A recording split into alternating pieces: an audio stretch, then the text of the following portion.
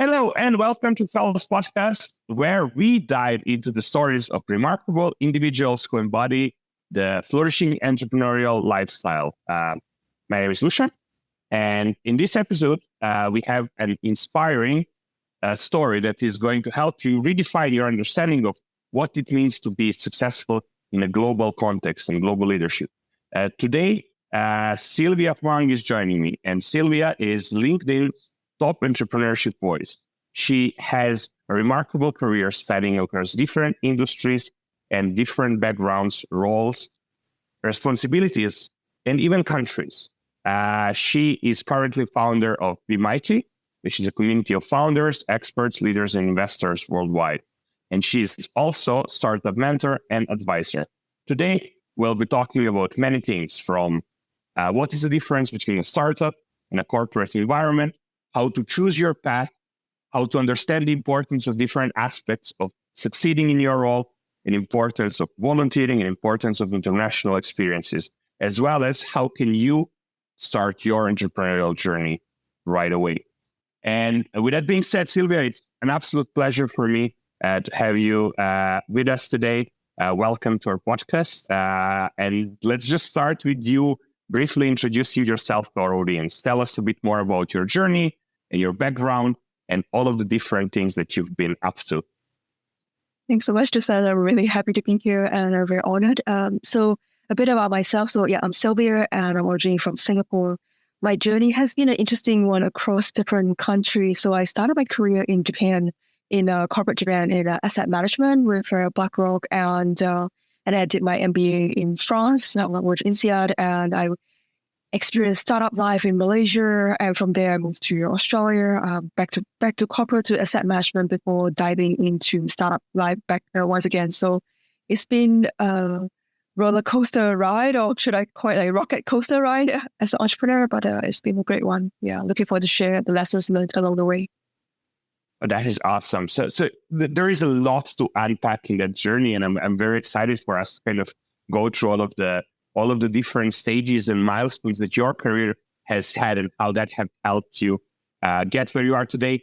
I think one thing that I'm kind of curious to start with is I've always been fascinated by this difference and contrast between the corporate world and the entrepreneurial life. And, for me, myself as well, I've kind of bounced between those, maybe I wanted to work with a corporation, and then I had a stage of my career in which I was very passionate about startups.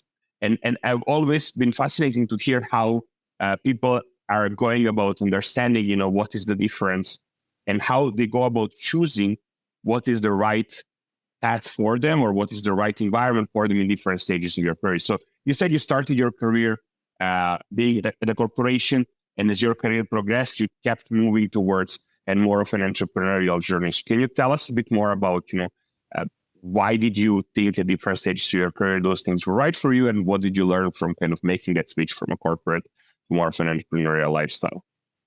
I think in my case, I was lucky in the sense that I grew up in a small business family. So most people spend their childhood in, in the playgrounds, and I spent my childhood in a retail store. So that's by the experience of my childhood. So I got to see how businesses work right from like a very young age. And I've always been curious whether I'll do great as an entrepreneur. It's just this like, what if I just go for this life, how would I be? Would I enjoy it and all this stuff? So it was just this curiosity. I didn't actually like just dive straight into entrepreneurship. I was more, risk averse, maybe like more conservative. I started off with a side hustle and build up the side hustle and build up my entrepreneurial muscles before gradually ramping it up into a full-time endeavor. So it wasn't like fully diving into entrepreneurship right away for me. Like it was in steps. Yeah, kind of really connecting with what you're saying here, because I think that obviously, to just fresh off university or fresh education, start an entrepreneurial journey, it is very difficult. And it is about kind of learning and practicing skills and getting the experience needed for us to be successful as entrepreneurs. And so what are maybe the things that working in a corporate environment has taught you that was then helpful for your entrepreneurial journey? Me so much. I think especially when when the business starts to grow to a much bigger stage, then when you have seen how large businesses run, that gives you inspiration on how to structure the business, how the business needs to evolve in order to be sustainable in a scalable way. But most importantly, also in the very early days, to have the know-how of what professionalism looks like at the highest level, that helps a lot, especially if you're starting to try to get clients that are B2B clients, that enterprise clients. You need to be able to deal with them, and you need credibility, and that works. That helps a lot when you come from a corporate background. I think so that definitely helped a lot. That said, there's also the part where there's also the part where what you learn and make you successful in corporate will be things that you need to unlearn in the entrepreneurial life. Yeah, absolutely. It's important to be mindful about that as well as you go through this journey. Yeah, I think that will be an interesting topic to touch on, which is like, obviously, as you said, there is many things that you learn in a corporation that transfer well in your ability to build a startup or build an entrepreneurial project. But there is also a lot of things that are stark differences and things that maybe you were used to working in a corporate environment that aren't really working in a startup. Can you tell us about some of those things and like how you dealt with that change for yourself and how you prepared yourself for that transition in the best way possible? A big part in the to begin with is definitely your mindset, like being really comfortable with uncertainty and unknown. Because when you're in a large corporate, everything is very predictable, because the reason why it's so big is because they have found a way to grow so big. So that the pathway is really clear. But when you are in a new startup, you're still figuring out the path. So you're dealing with a lot of uncertainty, a lot of unknowns. So that can be quite scary or daunting for anyone coming from corporate life, where you're used to so much information, certainty all the time. So that's one part. I think the other part is also being in corporate is very structured. There's like a lot of things you can expect. There's a routine, there's a schedule. But then in startup life, especially during the first 2 years, when you're still trying to find your product market fit, you have to be really open to how things evolve and be ready to change, to pivot, to jump into things. So it's almost like being a totally different animal. Yeah, no, absolutely. I mean, I can absolutely see that. And I think that it is really important, as you, at the point, like I just want to reiterate and kind of emphasize what you said, which is that, having that right mindset, that, so to say, growth mindset of, not being fixed on one solution, or not being like, oh, like this is going to be the way, but being open-minded to challenge yourself constantly is such an important thing of moving from like a more corporate established to more like searching entrepreneurial. That is truly great. And so obviously one thing that was really standing out when I was reading about your background and your experiences is that you have such a wide range of different roles that you do. Like, you are a mentor and an investor and a founder, and then you also do volunteering and you have marketing experience. And so like there is quite a wide range of roles that you cover in your everyday. And I think one of the things that at Fels we talk a lot about is, well, how do we make balance and how do we, ensure that we flourish in every aspect of our life with all of the different roles and responsibilities an entrepreneur takes. So I wanted to ask you kind of, what is your secret of being able to excel in all of the different roles that you have, and how do you kind of balance your contribution between all of the different hats that you wear? I think it was just being very persistent, but very stubborn. I guess, it starts off with being comfortable with to start off at something being totally crap at it, totally terrible at it, and to just keep persisting and improving until you get better. I think knowing that it's just a temporary phase, even if you're not ultimately talented for that area, doesn't mean that with persistent, you can't get to a decent level of expertise. So that's something I believe in. Like, if that's that skill set or that like hard work builds its talent in a way, right?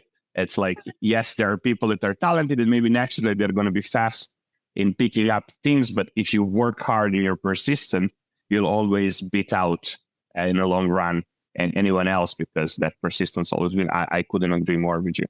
What else? What are other things that are on top of your mind as kind of things that are important? in terms of when picking out all these different skills, I think at each point I wasn't having like a specific expectation of like I need to make a return when when I learn this skill or when I do these things. For me, it was just more of this general belief that if I build a portfolio of skill set or portfolio of capability, then it will all come together and pay off somehow in some ways down the road. And also a big believer of how far you can go in life is determined by your obviously your capability, but it's also your network, like who you know, and also who knows you and who knows what you can do. So all of these are really important when you dive into different areas, and it just compounds into something even bigger. Yeah, no, that is great. I love what you said in that last bit, which is, who knows you, and who knows what you can bring is such an important thing for developing a career. Can you tell us a bit more about, how you went about building your network and kind of how you went about making sure that people know what you bring and how you can contribute? Interesting. I think I kind of see it in two steps or two stages. Like the first stage of first step was definitely just getting out there, like going to events or putting yourself online and putting yourself very honestly in a raw way online and see who attracts to who you are authentically. So I think that's one thing, just getting out there in person or online. And then the next thing is when you finally do connect with people, I think like the focus has always been, how can I serve them? And sometimes I may not have the exact skills that can help them, but I might know someone who does, or I can keep an eye out because I'm putting myself out there. I'm always out. So I think that's a big part of just wanting to serve, and people can feel it. Like they can feel you genuinely want them to succeed. Yeah. Yeah. Yeah, no, absolutely. That's great. That's awesome. Yeah. And by the way, everybody, just follow Sylvia Huang on LinkedIn. She does actually put all of these things that she was just saying about building a network and putting yourself out there in practice in every single post. And it's been truly inspiring for me to also kind of see all of that. So kudos to you, and really invitation to our audience to really follow you and engage with you over there. Now, I wanted to talk about a couple of other things as well that I personally find very near and dear to my heart. And those are international exposure and international experiences, and kind of importance of international experience to developing yourself first and personally, but also developing your career. And so you lived, like you said, you were from Singapore, and then you lived in Japan, and then Kuala Lumpur, and then in Paris, and now you're in Australia, and I probably missed a couple of countries along the way. And so can you tell us a bit more about, what is the value? First, like, what is the value that this international experience or the international exposure has brought to your career? But secondly, also, why did you decide that you want to live in all those different places? And like, what was the drive behind your decisions of, I actually want to give myself as much international exposure as possible? Yeah. So in terms of like personal, I guess, growth, like just moving countries, yeah, I think that a big part was that it really forced me to become highly adaptable, because when you go to a new country, you don't just want to live there like a tourist, right? You basically really want to learn about the culture, be part of the society, and experience life there. And so to become adaptable, it also forced me to become very open. Like I had to constantly release what I take as the default thinking, and I had to embrace a new way of looking at life, a new way of living, a new way of thinking. And that really made me, I guess, just more flexible, adaptable, open. And also when you're exposed to a new country or different countries, the gift is then you see so many new ways of doing things. It actually makes you more resourceful because you just get all this fresh input that you normally wouldn't get. So that's really great. And in terms of what drives me, I think like throughout my life, I've always been, my family hates me for this, but then I've always been like want to follow my heart. So at every point, I'm like, this next step, I want to do an MBA in France. I'm going like this next stage. I really want to leave corporate and experience entrepreneurial life. So I'm going to go for it. And so it was just kind of wanting to not live life with regret. So I would never want to live life feeling like, what if I've just done this? What if I've just tried? So that's kind of a big driver, or the biggest driver, actually. Yeah. Yeah, no, I absolutely. I mean, I can relate to that so much myself, living in a bunch of different countries myself. It is really about, following your heart, but also like having that bravery of saying, hey, you know what, I'll just do this. And then it really pays off. And I really think that a great lesson is, hey, like you will become so much more resourceful and adaptable because you will learn how life functions in all those different places. Can you maybe, I think this will be very interesting for our audience, is if you can tell us maybe one key thing that you learn in each of the countries where you lived, or like one biggest lesson for you from each of those places.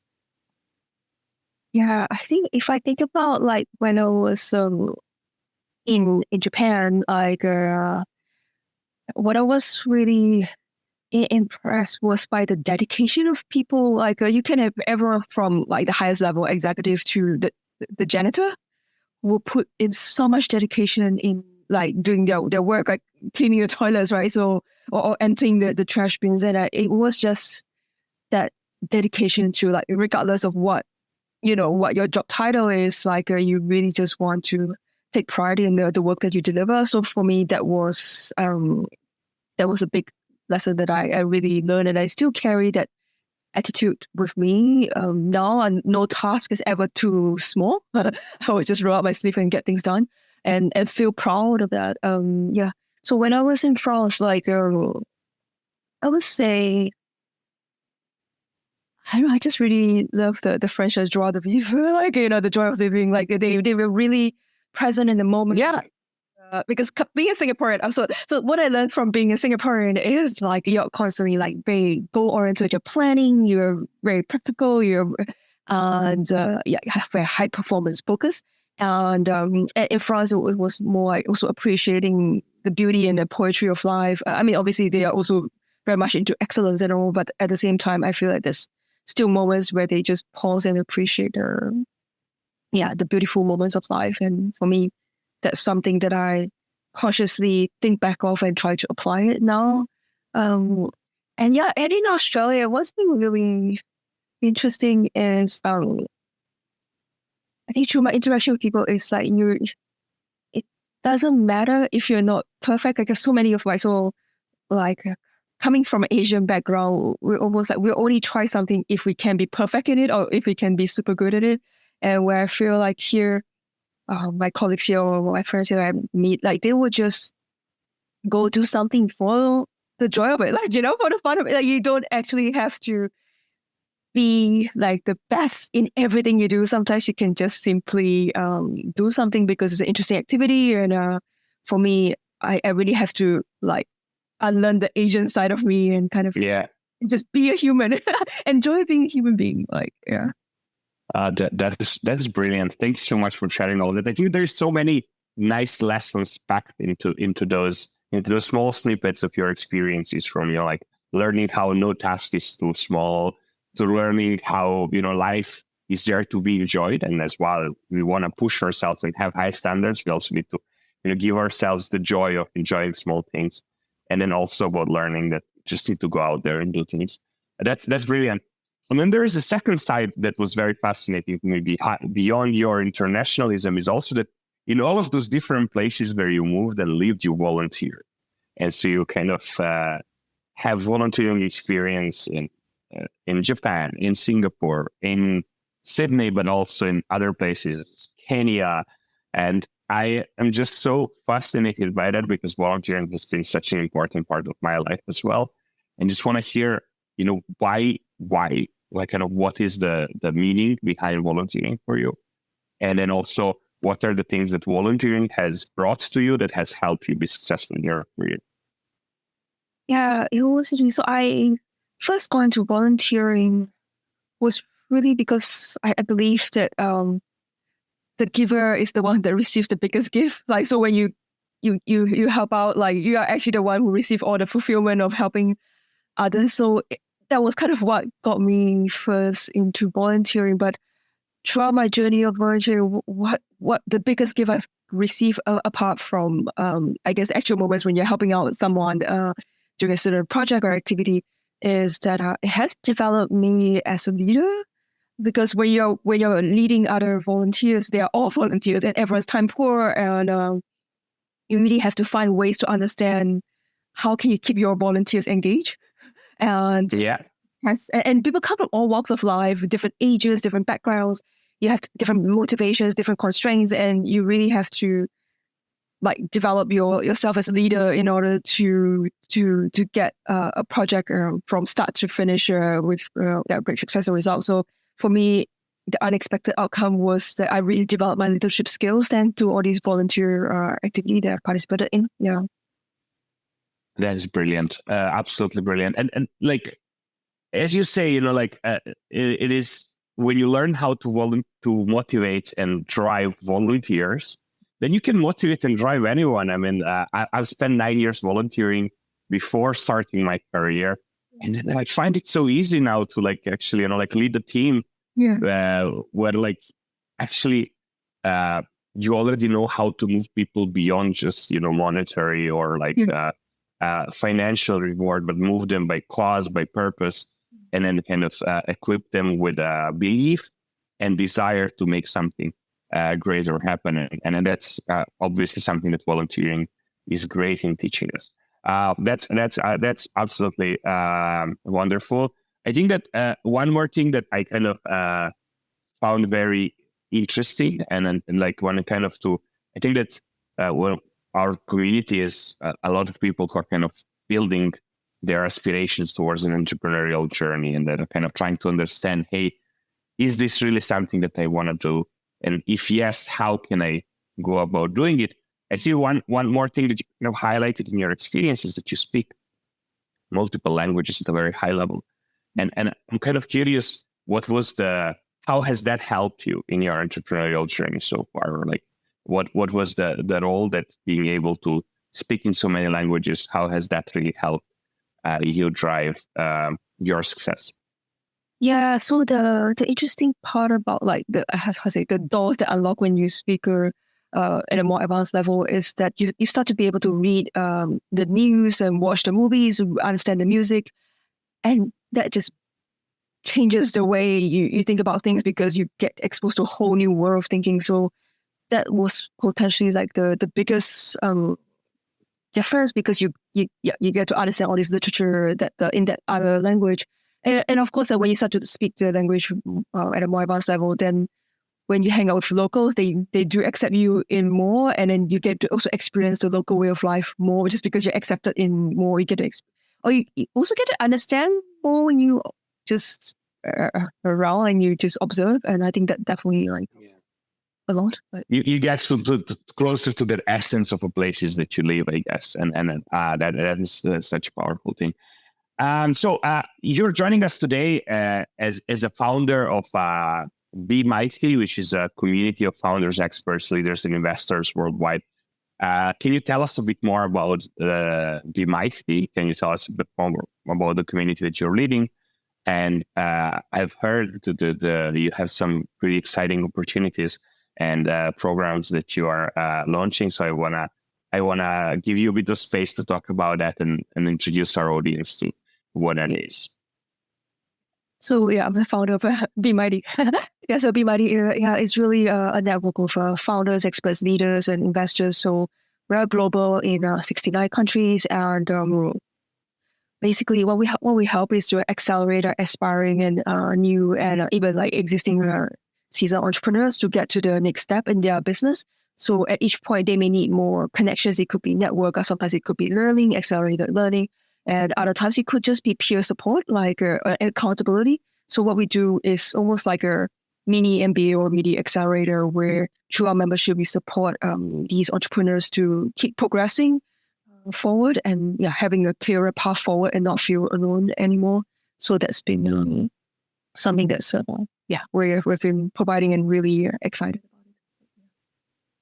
it. That sounds great. I mean, especially like with such a wide international network and reach that you have, I'm sure that it is really relevant and important to have opportunity to join this kind of network. And so can you tell us a bit more about, like what is the community that you are building, and like what are the opportunities that how people can learn more about it, how people can join, and what can they expect, and how can they benefit from it? Yeah, so within the community, there's two levels of engagement. So one is like, the free tier, which you can just participate in any of our online masterclasses or networking events. So those are free, and the community is basically invite only. So you do have to put in a simple like a form to provide your details, and we'll invite you to the community. And we do have the paid tier, which is we call the Be Mighty Activate, to activate our entrepreneurs and leaders forward. And that's where we have the one-on-one matching, where we match entrepreneurs with experts, mentors, investors, co-founders, depending on what their business objective is. We'll provide the one-on-one personalized matching plus the fortnightly accountability hour, where you could network with other peers in the network. And then you have all these library of over like 20, 30 hours of masterclasses and tools and resources. So that's almost like a mini MBA by itself. And in terms of the profiles of the people, we do have people from university students to corporate professionals to, not say retired, but there are people who are at a later stage in their career, more seasoned in the community. And they could be new entrepreneurs, they could be seasoned entrepreneurs. All of them are really looking for, and also, of course, investors, all of them are looking really to either to accelerate their own business or to become a business owner, or they're looking to mentor and support or invest in these entrepreneurs. So these are profiles in the community. But Awesome. Yeah, that is great, and I am sure we will add links in the description of the episode so that people can check it out. And I'm sure that they will find a lot of value there. Stay tuned. We will also have some awesome opportunities for Fels community members that we will be supporting you with joining the Be Mighty community and making the most out of it. I wanted to, as we are coming closer to the end of this episode, to just kind of finish off with a couple of faster questions on like things that are happening right now around us. So 2023 is coming to an end. We are like 1 month.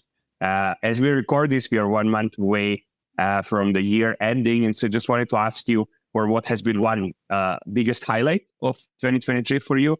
And then two, what has been the biggest learning or lesson that you had from the past year that you're taking into the year ahead? I would say 2023, if I think of one word, it would be a breakthrough.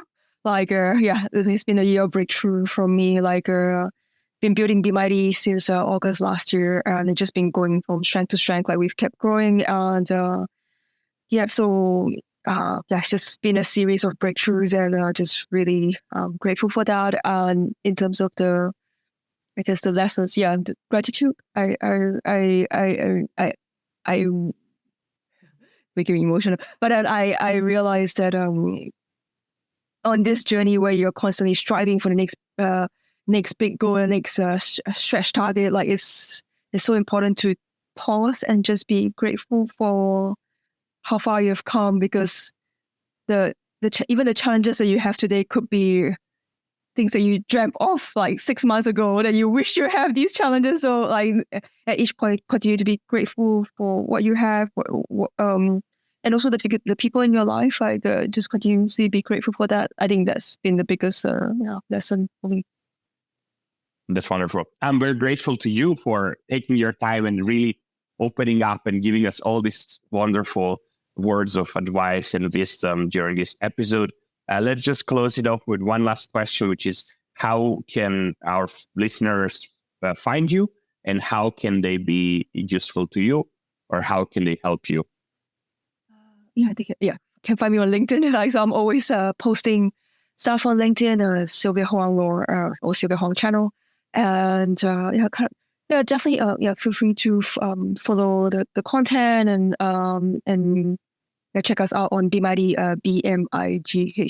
BMIGHTIE.com, and check out Activate membership, which we're working with Fels on the scholarship. So that will be really exciting. And so I think that will be the best way for us to connect. Okay, awesome. Well, Sylvia, thank you so much. This has been a pleasure. This has been absolutely awesome to talk to you. And I've learned a lot over the last half an hour, and I'm sure our listeners have learned as well. We'll finish the episode here. Thank you so much, and have a wonderful year ahead.